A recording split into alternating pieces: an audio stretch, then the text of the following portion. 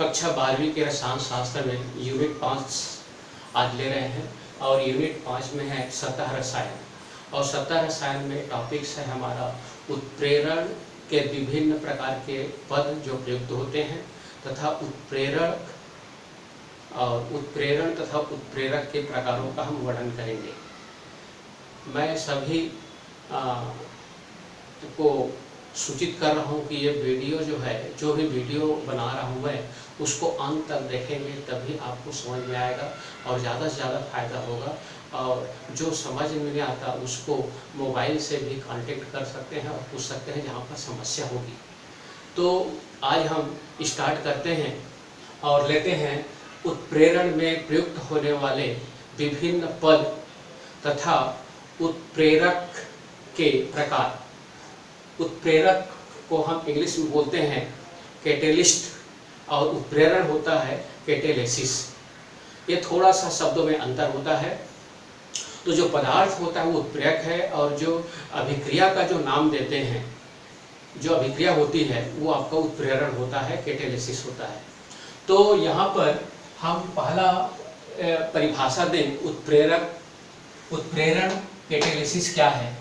तो वह पदार्थ होता है जो किसी अभिक्रिया में बिना भाग ले ही अभिक्रिया की गति को या वेग को बढ़ा देता है या परिवर्तित कर देता है। कुछ अभिक्रिया में देखते हैं अभिक्रिया की गति जो है वो धीमी भी हो जाती है। इस प्रकार से जो अभिक्रिया की गति को परिवर्तित कर देता है, ऐसा पदार्थ जो बिना अपना रासायनिक संगठन बदले, जो अपना रासायनिक अभिक्रिया में भाग लिए बिना ही उस अभिक्रिया की गति को परिवर्तित करने की जो क्षमता होती है वो आपका पदार्थ होता है, वो उत्प्रेरक होता है और इस क्रिया को हम उत्प्रेरण की क्रिया कहते हैं।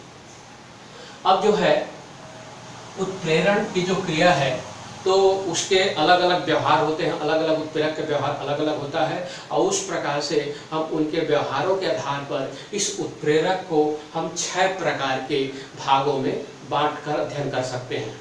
तो पहला जो है वो आपका है धनात्मक उत्प्रेरण या पॉजिटिव कैटेलेसिस। धनात्मक उत्प्रेरण वे उत्प्रेरण है जिसकी उपस्थिति मात्र से अभिक्रिया की गति बहुत अधिक बढ़ जाती है। जैसे अमोनिया निर्माण की जो हैबर विधि होता है, उस हैबर विधि में देखते हैं कि नाइट्रोजन गैस और हाइड्रोजन गैस का एक अनुपात 3 के अनुपात में जब आयरन चूर्ण की उपस्थिति में जब क्रिया कराई जाती है तो अमोनिया गैस का निर्माण होता है। तो यहाँ पर जो आयरन है Fe है, वो Fe जो होता है ये उसका जो चूर्ण डालते हैं वह एक उत्प्रेरक की काम करता है और इस प्रकार के जो अभिक्रिया की गति को बहुत अधिक बढ़ा देता है। और ये भी बता दूं मैं कि जो उत्प्रेरक का एक छोटा सा या सूक्ष्म भाग भी अभिक्रिया को परिवर्तित कर देता है। इसलिए क्योंकि ये अभिक्रिया में भाग तो लेता नहीं है, इसलिए उसकी मात्रा कम हो या ज़्यादा हो उस पर प्रभाव नहीं पड़ेगा। लेकिन उत्प्रेरक की हम थोड़ी सी मात्रा डाल दें तो अभिक्रिया की गति जो है कई गुना या बहुत अधिक बढ़ जाती है। तो यहाँ पर देखते हैं तो ऐसा जो अभिक्रियाएं होती हैं जिसकी उपस्थिति मात्र से अभिक्रिया की गति बढ़ जाती है, ऐसे उत्प्रेरण को हम कहते हैं धनात्मक उत्प्रेरण। दूसरा होता है ऋणात्मक उत्प्रेरण या नेगेटिव कैटेलेसिस, या जिसको हम मतलब मंदक भी कह सकते हैं, भी कह सकते हैं। तो जो मंदक होता है, हम ऐसे अभिक्रियाएं लेते हैं जो अभिक्रिया की गति को कम कर देता है। जैसे हम यहाँ पर 2 प्रकार के एग्जाम्पल ले सकते हैं। जो पहला एग्जाम्पल है ये आपका क्लोरोफार्म है। क्लोरोफार्म का प्रकाश और ऑक्सीजन की उपस्थिति में क्रिया कर तेजी से फास्जिन गैस और क्लोरीन गैस और जल बनाता है। फिर से एक बार देखिए, ऋणात्मक उत्प्रेरक वह होते हैं जिसमें उपस्थिति मात्र से अभिक्रिया की गति मंद हो जाती है या स्लो हो जाती है। तो जैसे मान लीजिए आपका जो क्लोरोफार्म है CaCl3, क्लोरोफार्म का ऑक्सीजन से क्रिया कर फास्जिन, क्लोरीन और जल बनाता है। और ये क्रिया तीव्र गति से होता है।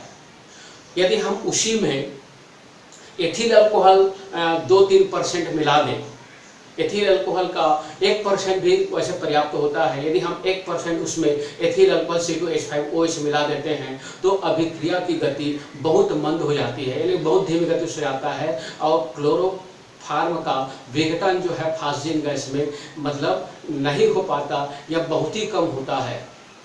तो इस प्रकार से जब हम प्रयोगशाला में क्लोरोफॉर्म का यूज करते हैं तो उसमें एथिल अल्कोहल मिला होता है ताकि उसका जो है अपघटन होकर फास्जिन गैस ना बना दे। दूसरी अभिक्रिया में हम देखते हैं हाइड्रोजन पेरोक्साइड।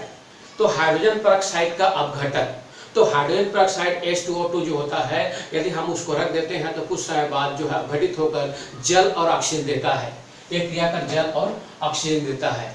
लेकिन उसमें हम हाइड्रोजन फास्फेट H3PO4 मिला देते हैं, तो H3PO4 मिलाते हैं तो ये जो अभिक्रिया है इतना धीमी गति से हो जाता है, इसका अपघटन जो है इस प्रकार से हाइड्रोजन पेरोक्साइड का अपघटन बहुत ही धीमी या रुक जाता है और इस प्रकार से यहाँ पर हाइड्रोजन जो फास्फेट होता है वो ऋणात्मक उत्प्रेरक का काम होता है और इस अभिक्रिया को हम ऋणात्मक उत्प्रेरण अभिक्रिया कहते हैं। अब आता है तीसरा नंबर पर और ये है स्व उत्प्रेरण, ऑटोकैटालिसिस। तो स्व उत्प्रेरण में होता क्या है, ऐसे अभिक्रियाएं होती हैं जो क्रिया के दौरान जो उत्पाद बनते हैं उस उत्पाद एक स्वयं उत्प्रेरक की भांति कार्य करता है। जैसे मान लीजिए पोटेशियम परमैंगनेट, ऑक्जेलिक अम्ल और सल्फ्यूरिक अम्ल, यहाँ पर देख रहे हैं ये पोटेशियम परमैंगनेट MnO4, ऑक्जेलिक अम्ल है H2C2O4 और ये है सल्फ्यूरिक अम्ल। तो ये जो क्रिया करके ये बनाता है मैग्नीशियम सल्फेट में पोटेशियम सल्फेट, कार्बन डाइऑक्साइड और जल। ये इसका उपयोग हम ऑक्जेलिक अम्ल के अनुमापन के समय देखने को मिलता है। जब हम टाइट्रेशन करते हैं तो टाइट्रेशन करने पर जो हम क्रिया पहले हम फर्स्ट रीडिंग लेते हैं तो वो जो समय है बहुत ज़्यादा लगता है। बहुत ज़्यादा समय में जो पोटेशियम परमैंगनेट का जो बैगनी कलर होता है वो मैग्नीशियम सल्फेट बनने के कारण वो धीरे धीरे गायब होता है।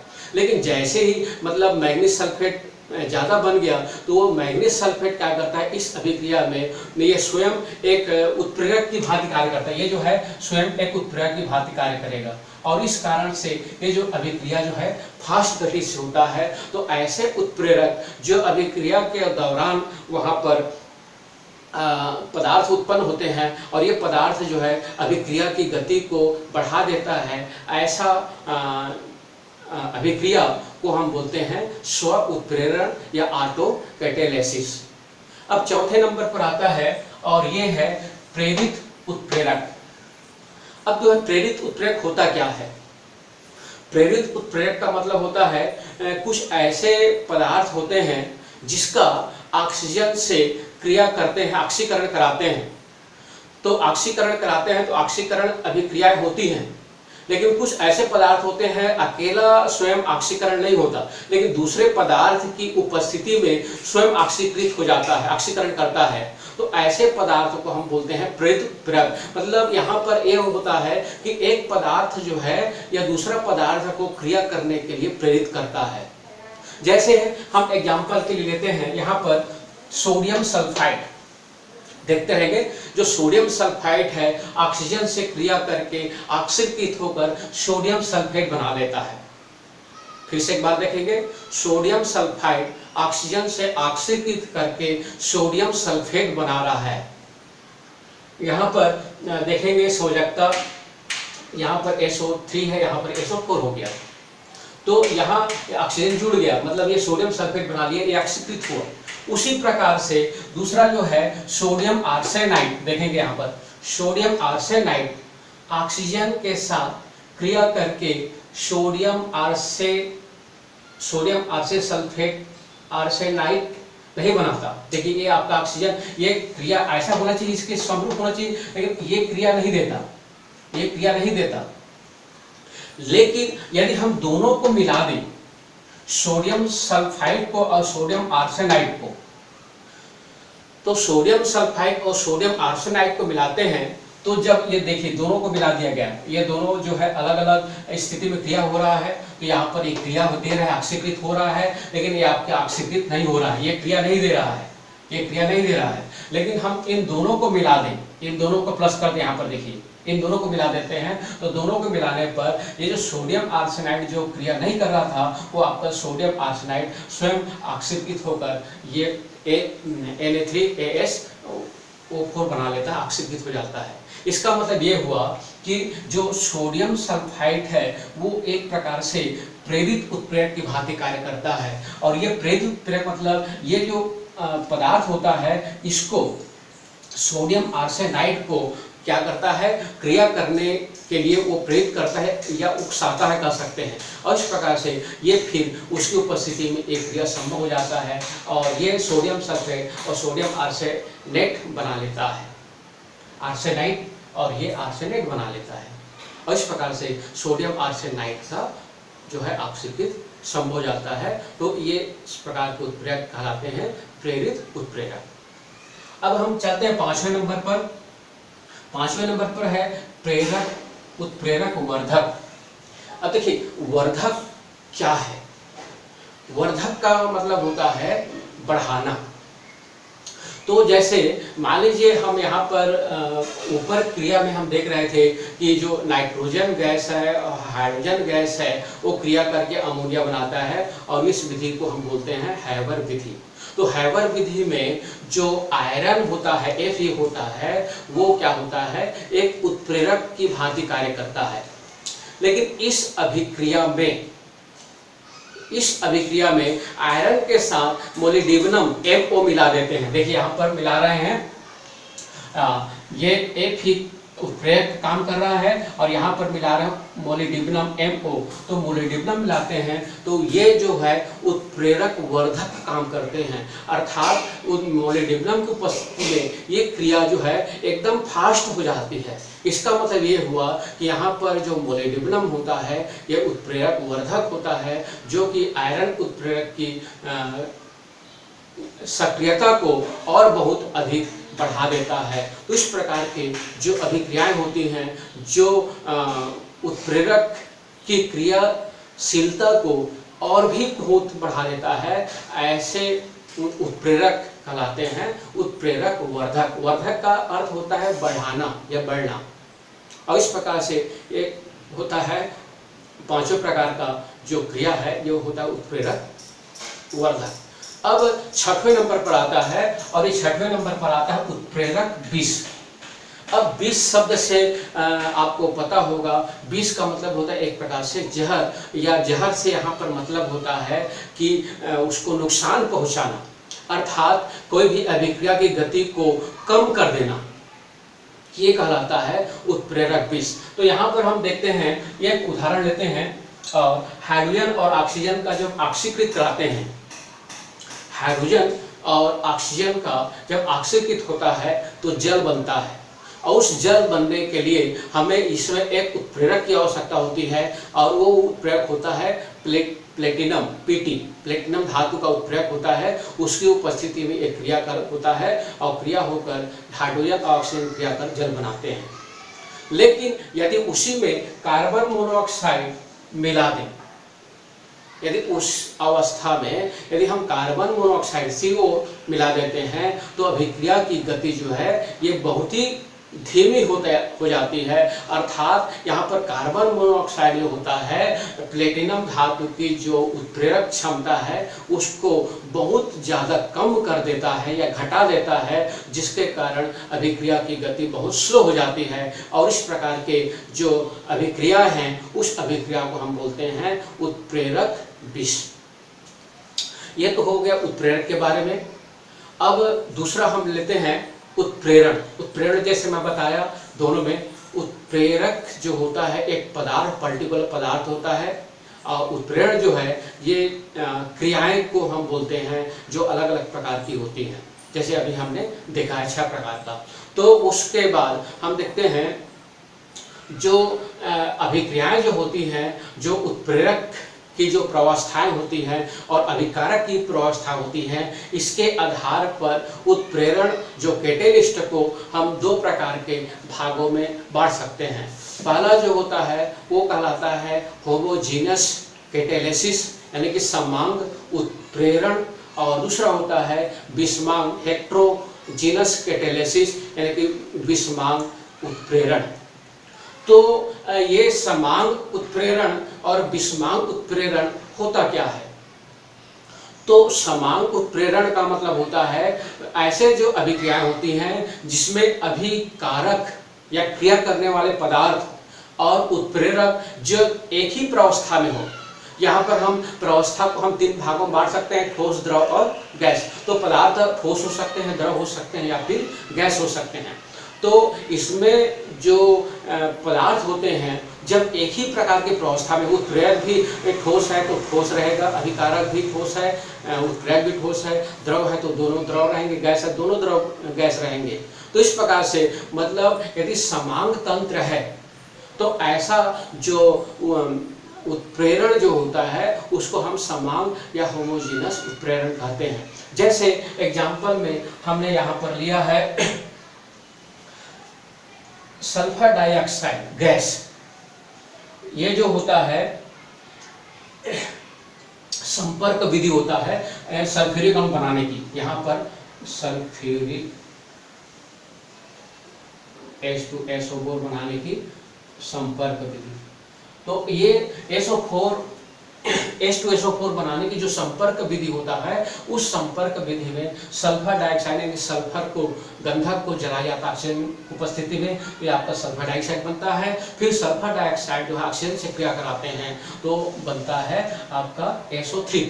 तो यहाँ पर देख रहे हैं कि ये सल्फाइड है और ये है सल्फर डाइऑक्साइड है। तो ये जो सल्फर डाइऑक्साइड है ऑक्सीकृत होकर क्रिया करके SO3 गैस बनाते हैं। तो यहाँ पर जो है नाइट्रिक ऑक्साइड NO जो है, नाइट्रिक ऑक्साइड जो है एक उत्प्रेरक काम करता है और इस उत्प्रेरक को हम बोलते हैं समांग उत्प्रेरक या समांगी उत्प्रेरक। क्योंकि मतलब ये इनकी जो प्रावस्थाएं हैं ये दोनों गैस है अभिकारक का, और उत्प्रेरक की भी जो अवस्थाएं हैं ये भी क्या होता है, गैस होता है। तो जैसे मैं बताया कि आपका यदि दोनों ठोस है, अभिकारक और उत्प्रेरक ठोस है या द्रव है, तो उसको हम बोलते हैं समांग उत्प्रेरक। विषमांग समांग उत्प्रेरक के लिए और भी एग्जाम्पल यूज हम कर सकते हैं, जैसे सुक्रोज का जल अपघटन। जैसे सुक्रोज का जल अपघटन मान लिया आपका C12H22O11, ये लिख सकते हैं एक्वा प्लस H2O एक्वा, और यहाँ पर जो उत्प्रेरक होता है H2SO4 ये भी एक्वा है, और क्रिया कर ये बना लेते हैं ग्लूकोज और फ्रुक्टोज C6H12O6 प्लस C6H12O6। एक आपका ग्लूकोज होता है और एक आपका फ्रुक्टोज होता है, दोनों का अणुसूत्र समान है लेकिन संरचना सूत्र थोड़ा अंतर होता है। एक में कीटोन ग्रुप होता है, दूसरे में एल्डिहाइड ग्रुप पाया जाता है। तो इस प्रकार से आपने ये देखा कि इनकी जो अवस्थाएं है, एक्वा है जलीय अवस्था है, उत्प्रेरक भी जलीय अवस्था है, अभिकारक भी जलीय अवस्था है। तो इस प्रकार के जो अभिक्रियाएं हैं उसको हम बोलते हैं समांग उत्प्रेरण। अन्य होता है दूसरा प्रकार का है विषमांग उत्प्रेरण। तो विषमांग उत्प्रेरण होता क्या है? विषमांग उत्प्रेरण जब अभिकारक की प्रावस्था और उत्प्रेरक की प्रावस्था जब भिन्न भिन्न हो। जैसे यहाँ पर हम देख रहे हैं, यहाँ पर ये जो नाइट्रोजन गैस है, हाइड्रोजन गैस है, और जो उत्प्रेरक है वो आपका ठोस है, चूर्ण है आयरन का। तो यहाँ पर देख रहे हैं, उसी को यहाँ पर लिख दिया हूँ, nitrogen gas, hydrogen gas Haber विधि में अमोनिया का निर्माण करते हैं। तो यहाँ पर जो उत्प्रेरक होता है वो आयरन चूर्ण होता है या मोलिब्डेनम वगैरह होता है जो कि ठोस अवस्था में होता है, और ये दोनों गैस है। तो इस प्रकार के जो तंत्र होते हैं, इस प्रकार की जो अभिक्रियाएं होती हैं उसको हम बोलते हैं विषमांग उत्प्रेरक।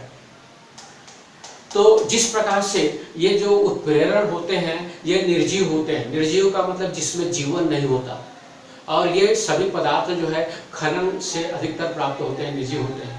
लेकिन कुछ ऐसे पदार्थ होते हैं जो सजीव होते हैं, सजीव उत्प्रेरक सजीव होते हैं और उत्प्रेरक की तरह कार्य करते हैं, इसको बोला जाता है एंजाइम।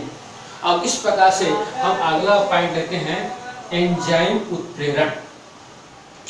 तो एंजाइम उत्प्रेरण क्या है? तो एंजाइम उत्प्रेरण का मतलब होता है, एंजाइम उत्प्रेरण जीवित स्पेसीज में पाए जाने वाले नाइट्रोजन युक्त जटिल कंपाउंड या कॉम्प्लेक्स कंपाउंड होते हैं।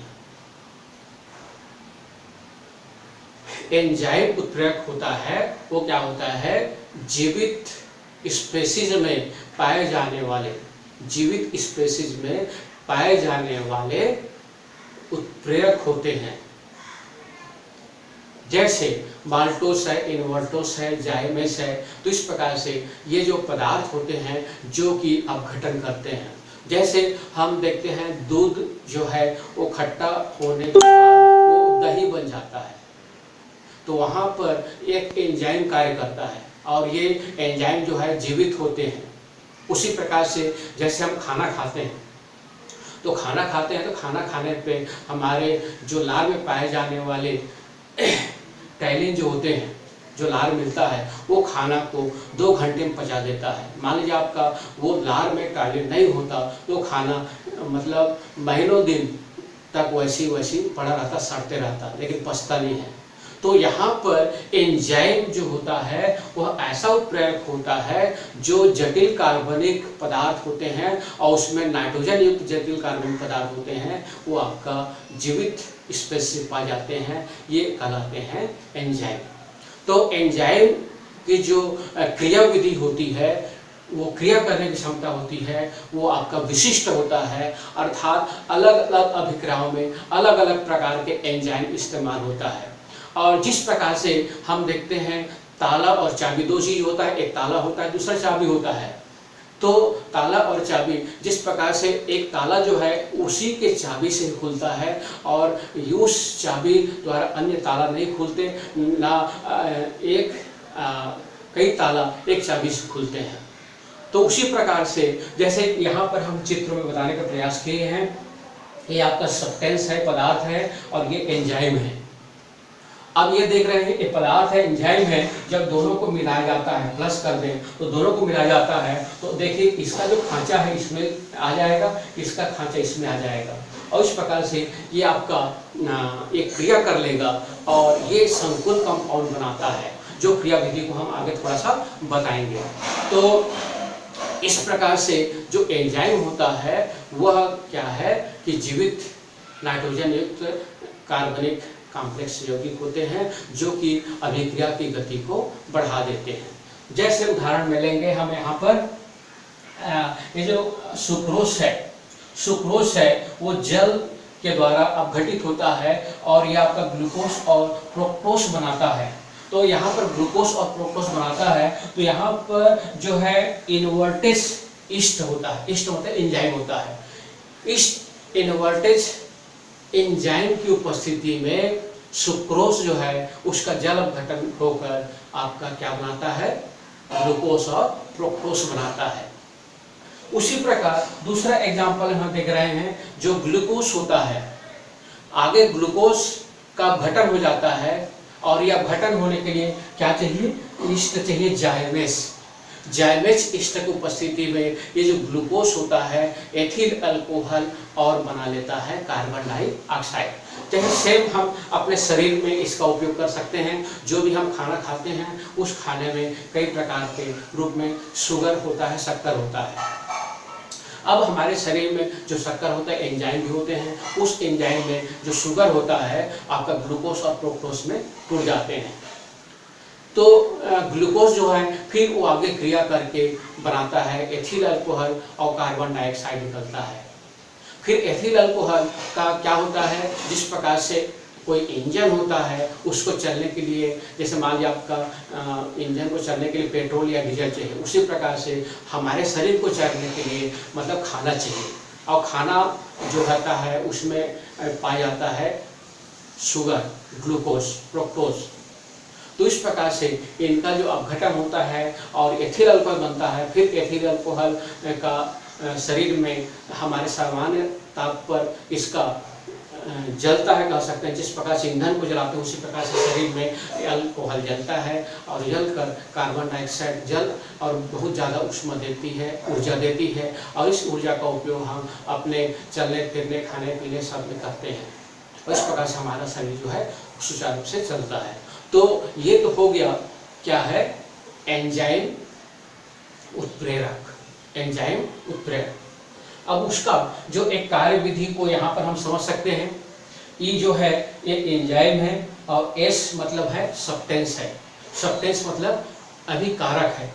ये क्रिया कर दोनों क्रिया कर लेते हैं और संकुल्य बनाते हैं। देखिए दोनों इस प्रकार से जुड़ जाएंगे, क्रिया कर लेंगे और बना लेंगे ई एस। फिर ई एस दूसरे पद में क्रिया होता है और ये बनता है ईपी। ईपी एंजाइम है और पी मतलब प्रोडक्ट है। फिर ईपी जो है आगे क्रिया करके ये टूट जाते हैं और प्रोडक्ट और बनाते हैं एंजाइम, और फिर से हमें एंजाइम प्राप्त हो जाता है। और जो सब्सटेंस है, ये जो सब्सटेंस देख रहे हैं वो प्रोडक्ट हमें क्या हो जाता है, परिवर्तित हो जाता है। और इस प्रकार से ये जो है एंजाइम उत्प्रेरक कार्य विधि है, और इस प्रकार से ये एंजाइम जो है चलते रहता है, कार्य होती रहती है। धन्यवाद।